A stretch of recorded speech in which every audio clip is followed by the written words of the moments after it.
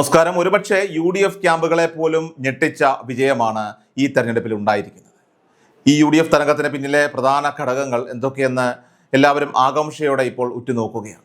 ഇടതുപക്ഷം വാള് വീശിയപ്പോൾ പ്രതിപക്ഷത്തു നിന്ന് ഉയർന്ന ഘടകങ്ങളാണോ അതോ മറ്റ് അണിയറ നീക്കങ്ങളാണോ ഈ തരംഗത്തിന് വഴിമാറിയത്? ജാതി സമവാക്യങ്ങളാണോ, ന്യൂനപക്ഷ ഏകീകരണമാണോ അതോ ഭരണവിരുദ്ധ വികാരമാണോ ഇതിന് പിന്നിൽ?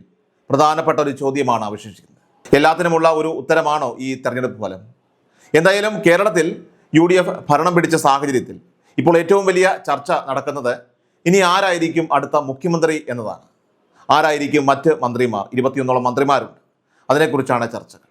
മുഖ്യമന്ത്രി സ്ഥാനത്തെ ചൊല്ലിയുള്ള തർക്കം ഗ്രൂപ്പിസത്തിൻ്റെ ഭാഗമാണെന്നും അത് കോൺഗ്രസിനെ തകർക്കുമെന്നും രാഷ്ട്രീയ എതിരാളികൾ വിമർശിക്കുമ്പോഴും ഈ ചർച്ചകൾ അണികൾക്കിടയിൽ വലിയ ആവേശം സൃഷ്ടിക്കുന്നു എന്നതാണ് വാസ്തവം. കോൺഗ്രസിനുള്ളിലെ 3 പ്രധാന ശക്തി കേന്ദ്രങ്ങളെ കേന്ദ്രീകരിച്ചാണ് മുഖ്യമന്ത്രി സ്ഥാനത്തെ ചൊല്ലിയുള്ള ചർച്ചകളൊക്കെ തന്നെ ഇപ്പോൾ പുരോഗമിക്കുന്നത്. നിലവിലെ പ്രതിപക്ഷ നേതാവ് എന്ന നിലയിൽ VD സതീശനും മുൻ മുഖ്യമന്ത്രി ഉമ്മൻചാണ്ടിയുടെ പിൻഗാമി എന്ന പദവിയും അനുഭവ സമ്പത്തുമുള്ള രമേശ് ചെന്നിത്തലയും തമ്മിലുള്ള ഒരു മത്സരമാണ് ഇതിൽ പ്രധാനം. എന്നാൽ ഇവരുടെ തർക്കങ്ങൾക്കുമിടയിൽ ഒരു മൂന്നാമനായിട്ട് AICC ജനറൽ സെക്രട്ടറി KC വേണുഗോപാലിൻ്റെ പേരും സജീവമായിട്ട് ഉയർന്നു വരുന്നുണ്ട്. കേന്ദ്ര രാഷ്ട്രീയത്തിൽ നിർണായക സ്വാധീനമുള്ള വേണുഗോപാൽ കേരളത്തിലേക്ക് മടങ്ങിയെത്തിയാൽ അത് സംസ്ഥാന രാഷ്ട്രീയത്തിൽ പുതിയ സമവാക്യങ്ങൾക്ക് കാരണമായി മാറും. ഇവർക്കിടയിലെ സമവായം എങ്ങനെയായിരിക്കുമെന്നത് തീർച്ചയായിട്ടും ഹൈക്കമാൻഡിനെ സംബന്ധിച്ച് പോലും ഇപ്പോൾ വലിയ വെല്ലുവിളിയായി മാറിയിരിക്കുകയാണ്. ഇപ്പോഴിതാ ഇലക്ഷൻ റിസൾട്ട് വന്നിരിക്കുകയാണ്.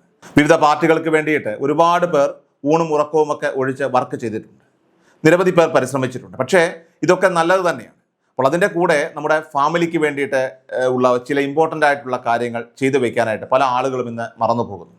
അതുകൊണ്ടാണ് രാഷ്ട്രീയത്തിൻ്റെ പുറകെ നടന്നുകൊണ്ട് ജീവിതം നശിപ്പിക്കുന്ന ആളുകൾ എന്ന് പലർക്കും ഇന്ന് സമൂഹത്തിൽ ഒരു പഴി കേൾക്കേണ്ടി വരുന്നത്.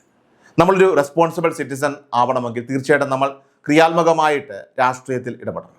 അത്തരത്തിൽ ക്രിയാത്മകമായിട്ട് ഇടപെടുന്നതിനൊപ്പം തന്നെ നമ്മുടെ ഫാമിലിയുടെ കാര്യവും നമ്മൾ നോക്കേണ്ടതായിട്ടുണ്ട്. ഉദാഹരണത്തിന് എനിക്കറിയാവുന്ന ഒരു വ്യക്തി രാഷ്ട്രീയ പാർട്ടിയുടെയൊക്കെ തന്നെ കൂടെ നടന്നിരുന്നു. പക്ഷേ അയാൾ പെട്ടെന്ന് മരണപ്പെട്ട സമയത്ത് ഈ പാർട്ടിക്കാരൊക്കെ വീട്ടിൽ വന്ന് ചടങ്ങുകളെല്ലാം തന്നെ നടത്തി. പക്ഷെ അതെല്ലാം കഴിഞ്ഞ് പോയ സമയത്ത് വീട്ടുകാർക്ക് പിന്നീട് ആരും ഇല്ലാതെ ആയിപ്പോയി. അവരിപ്പോൾ ഓരോ ദിവസവും മുന്നോട്ട് തള്ളി നീക്കാനായിട്ട് കഷ്ടപ്പെടുകയാണ്. അയാളുടെ ഭാര്യ ചെറിയ ജോലിക്ക് പോയിട്ടാണ് ഇപ്പോൾ കുടുംബം കഴിയുന്നത്. അപ്പോൾ ഞാൻ പറഞ്ഞു വരുന്നത്, നിങ്ങൾക്ക് നിങ്ങളുടെ ഫാമിലിയെ പ്രൊട്ടക്റ്റ് ചെയ്യണമെങ്കിൽ ഫസ്റ്റ് നിങ്ങൾ ചെയ്യേണ്ടത് നിങ്ങൾ നല്ലൊരു ടേം ഇൻഷുറൻസ് നിർബന്ധമായിട്ടും എടുത്തു വയ്ക്കുക എന്നതാണ്. മാസം ഏതാണ്ട് 400-500 രൂപ പോലെയുള്ള തുകയ്ക്കൊക്കെ നമുക്കിപ്പോൾ ഈ ടേം ഇൻഷുറൻസ് പ്ലാനുകൾ എടുക്കാനാകും. അത്തരം പ്ലാനുകൾ നിങ്ങൾക്ക് തീർച്ചയായിട്ടും നമ്മുടെ വീഡിയോയുടെ കമൻറ്റ് ബോക്സിലും ഡിസ്ക്രിപ്ഷനിലും നൽകിയിരിക്കുന്ന ലിങ്കിൽ പോയാൽ കാണാൻ സാധിക്കും. പിന്നെ ഇമ്പോർട്ടൻ്റ് ആയിട്ടുള്ള മറ്റൊരു കാര്യമാണ് ഹെൽത്ത് ഇൻഷുറൻസ്. നിർബന്ധമായിട്ടും എല്ലാവരും എടുത്തു വെക്കേണ്ട ഒരു കാര്യമാണ്. കാരണം ഇത്തരത്തിൽ നമ്മൾ ഈ രാഷ്ട്രീയ മേഖലയിലൊക്കെ തന്നെ ഇറങ്ങിച്ചെന്നാലും നമുക്കൊരു മെഡിക്കൽ എമർജൻസി വരുമ്പോൾ അവരുടെ മുന്നിൽ കൈ നീട്ടുന്നതും അതുപോലെ തന്നെ വാട്സപ്പ് ഗ്രൂപ്പുകൾ വഴിയൊക്കെ തന്നെ പിരിവ് നടത്തുന്നതും ശരിയായിട്ടുള്ള രീതിയല്ലല്ലോ. അപ്പോൾ നമുക്കൊരു ഹെൽത്ത് ഇൻഷുറൻസ് എടുത്തു വെക്കേണ്ടതും വളരെ അത്യാവശ്യമായിട്ടുള്ള കാര്യം. അത് മാസം 400-500 രൂപ പ്രീമിയത്തിൽ തുടങ്ങുന്ന പ്ലാനുകളൊക്കെ തന്നെയുണ്ട്. ഞാൻ വീഡിയോ ഡിസ്ക്രിപ്ഷൻ അതോടൊപ്പം തന്നെ കമൻറ്റിലും കൊടുത്തിട്ടുള്ള ലിങ്കിൽ പോയാൽ ഇന്ത്യയിലെ ടോപ്പ് കമ്പനീസിൻ്റെ പ്ലാൻസ് നിങ്ങൾക്ക് കമ്പയർ ചെയ്തെടുക്കാനായിട്ട് സാധിക്കും. ടേം ഇൻഷുറൻസിന് 2 കോടിയും ഹെൽത്ത് ഇൻഷുറൻസിന് 1 കോടി രൂപ വരെയൊക്കെ കവറേജ് കിട്ടും. ഇപ്പോൾ ടേം ഇൻഷുറൻസ് എടുക്കുമ്പോൾ 15% വരെ ഡിസ്കൗണ്ട് നിങ്ങൾക്ക് കിട്ടുന്നുണ്ട്. ഹെൽത്ത് ഇൻഷുറൻസ് ആണെങ്കിലോ 25% വരെ ഡിസ്കൗണ്ടുമുണ്ട്. ഇനി പ്രവാസികളുടെ കാര്യം പറയുകയാണെങ്കിൽ അവർക്കൊക്കെ ഇവ രണ്ടും നാട്ടിൽ നിന്ന് കുറഞ്ഞ വിലയ്ക്ക് ഇപ്പോൾ എടുക്കാനായിട്ട് സാധിക്കും. രാഷ്ട്രീയത്തിന് പിന്നാലെ പോയാലും നമ്മുടെ ഫാമിലിക്ക് വേണ്ടി ഒരു പ്രൊട്ടക്ഷൻ എന്ന നിലയിൽ എന്തായാലും നമുക്കിത് തീർച്ചയായിട്ടും എടുത്തു വയ്ക്കണം. അത്രയേറെ പ്രധാനപ്പെട്ട ഒരു കാര്യമാണ് ഇത് രണ്ടും.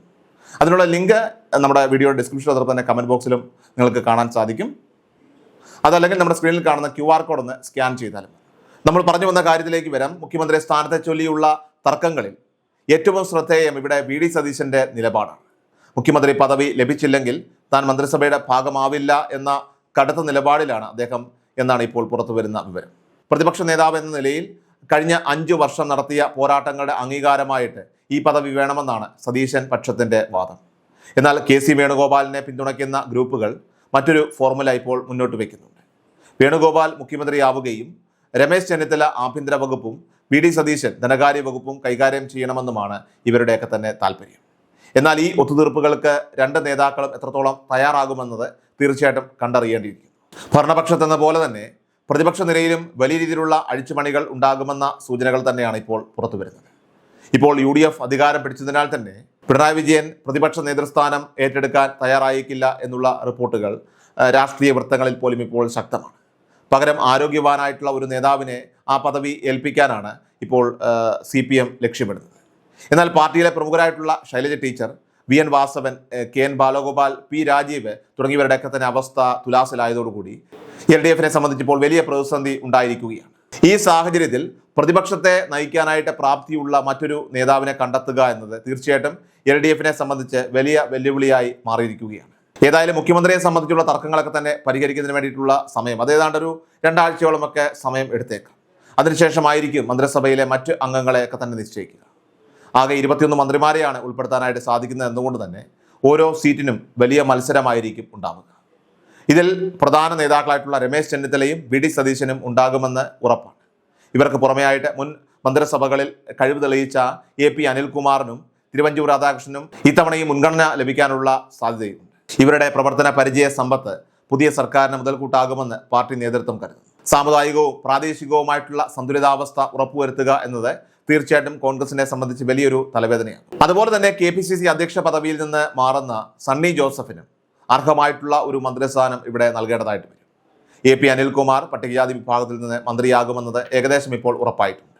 അപ്പോൾ അങ്ങനെയെങ്കിൽ ഇതേ വിഭാഗത്തിൽ നിന്നുള്ള VP സജീന്ദ്രന് അവസരം നിഷേധിക്കപ്പെടാനോ അല്ലെങ്കിൽ സജീന്ദ്രനെ പരിഗണിക്കുമ്പോൾ അനിൽകുമാറിന് സ്പീക്കർ പദവി നൽകാനോ ഉള്ള സാധ്യതയുണ്ട്.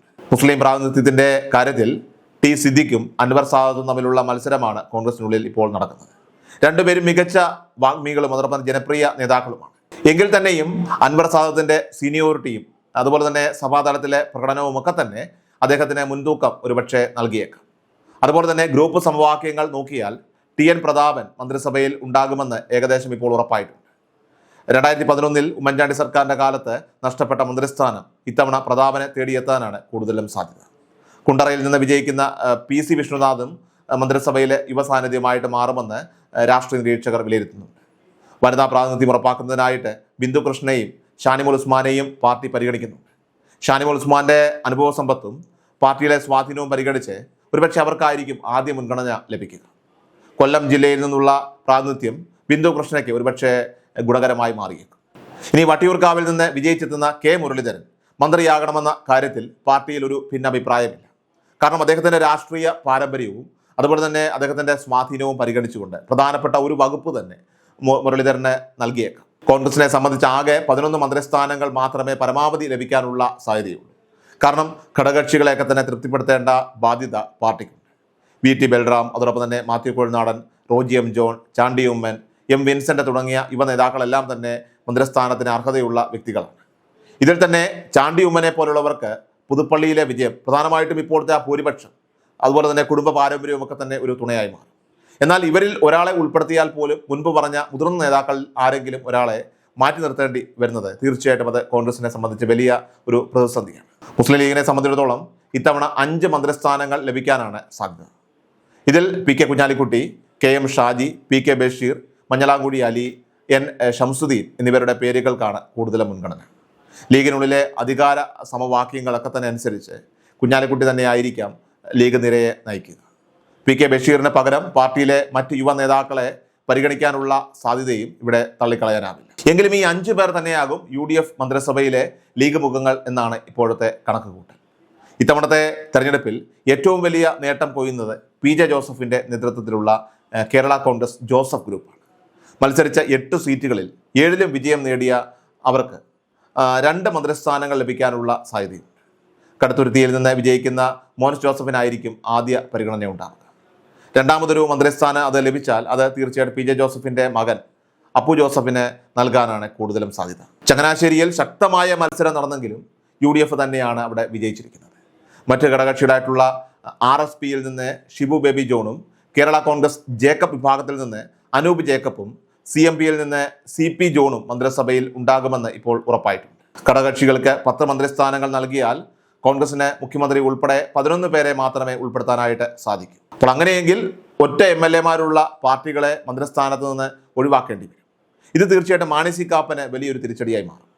ഇവർക്ക് പുറമെയായിട്ട് VT ബൽറാം, ഷാഫി പറമ്പിൽ തുടങ്ങിയവരുടെ പേരുകളും ഇപ്പോൾ ചർച്ചയിലുണ്ടെങ്കിലും രാഷ്ട്രീയ സാഹചര്യങ്ങൾക്കനുസരിച്ച് മാത്രമേ അന്തിമ തീരുമാനം ഉണ്ടാവുകയുള്ളൂ. ഏതായാലും വരും ദിവസങ്ങളിലെ ചർച്ചകൾ ഈ വരുന്ന 2 ആഴ്ചകളിലെ ആ തീരുമാനങ്ങളൊക്കെ തന്നെ സർക്കാരിനെ സംബന്ധിച്ച്, പുതിയ സർക്കാർ എങ്ങനെ ഉണ്ടാകും എന്നതിനെ സംബന്ധിച്ചുള്ള വ്യക്തമായിട്ടുള്ള ചിത്രം, അതുപോലെ തന്നെ മന്ത്രിസഭയിലെ അംഗങ്ങളെ സംബന്ധിച്ചുള്ള ചിത്രം തീർച്ചയായിട്ടും പുറത്തു വരികയുള്ളൂ. അപ്പോൾ നമ്മുടെ നാടിൻ്റെ ഭാവി തന്നെ നിർണ്ണയിക്കുന്ന തെരഞ്ഞെടുപ്പുകളിലും രാഷ്ട്രീയത്തിലുമൊക്കെ തന്നെ നമ്മൾ തീർച്ചയായിട്ടും ഇൻവോൾവ് ആകണം. അതിനിടയിലും നിങ്ങളുടെ സമ്പത്ത് സംരക്ഷിക്കാനും നിങ്ങളുടെ കുടുംബത്തെ നിങ്ങളില്ലെങ്കിലും സാമ്പത്തികമായിട്ട് സുരക്ഷിതമാക്കാനും നിർബന്ധമായിട്ടും ഹെൽത്ത് ടേം ഇൻഷുറൻസുകളൊക്കെ തന്നെ എടുത്തിരിക്കണം. ഇതൊരിക്കലും പിന്നത്തേക്ക് നമ്മൾ മാറ്റിവെക്കേണ്ട ഒന്നല്ല. നിങ്ങളുടെ ഫാമിലിയുടെ സാമ്പത്തിക സുരക്ഷയെ ബാധിക്കുന്ന ഒരു കാര്യം കൂടിയാണ് എന്ന് മനസ്സിലാക്കുക. ടേം ഹെൽത്ത് ഇൻഷുറൻസസ് എടുക്കാനുള്ള ലിങ്ക് വീഡിയോയുടെ ഡിസ്ക്രിപ്ഷൻ അതുപോലെ തന്നെ കമന്റിലും കൊടുത്തിട്ടുണ്ട്. അല്ലെങ്കിൽ നിങ്ങൾ ഈ സ്ക്രീനിൽ കാണുന്ന QR കോഡ് ഒന്ന് സ്കാൻ ചെയ്താലും മതി. കൃഷൽ മീഡിയ എല്ലാ ദിവസവും വാർത്തകളും അറിയിപ്പുകളും ഡെയിലി അപ്ഡേറ്റ്സും ലഭിക്കാൻ ഇപ്പോൾ തന്നെ ചാനൽ സബ്സ്ക്രൈബ് ചെയ്യുക, ഫോളോ ചെയ്യുക. നിങ്ങളുടെ ലൈക്കും ഷെയർ നൽകി ഞങ്ങളെ സപ്പോർട്ട് ചെയ്യുക. നിങ്ങളുടെ അഭിപ്രായങ്ങൾ കമന്റ് ബോക്സിൽ രേഖപ്പെടുത്തുക.